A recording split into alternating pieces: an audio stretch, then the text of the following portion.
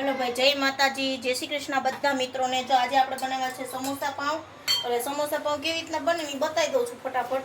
જો આ સમોસું છે આપણે કાપી લીધું, જેમ વડાપાઉં હોય ને એમાં જેમ ચટણી લગાવીને એમ જ આમાં લાલ ને ગ્રીન બે ચટણી લગાવી દેવાની, અને માયોનીઝ નાખવું હોય, ચીઝ નાખવું તો તમે નાખી શકો છો। અને આ વડાની જેમ આમ અંદર બેસાડી દેવાનું અને પછી આને શેકી નાખવાનું। આપણે આ છે આપણું સમોસા પાઉં તૈયાર। અને આગળ બેઠા છે તો આપણે એને પૂછીએ કેવા બન્યા છે। ફર્સ્ટ વાર આપણે બનાવ્યા છે પણ લાગે છે મસ્ત, મેં ચાખ્યા છે, સરસ લાગે છે।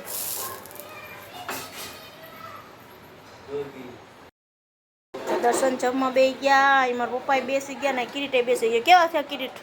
પહેલી વાર બને મસ્ત થયા ને। પપ્પા મોરા ખાય એટલે એના મોરા, મમ્મી નહીં મોરા। અને દર્શન કેવા થયા? ઓકે ને?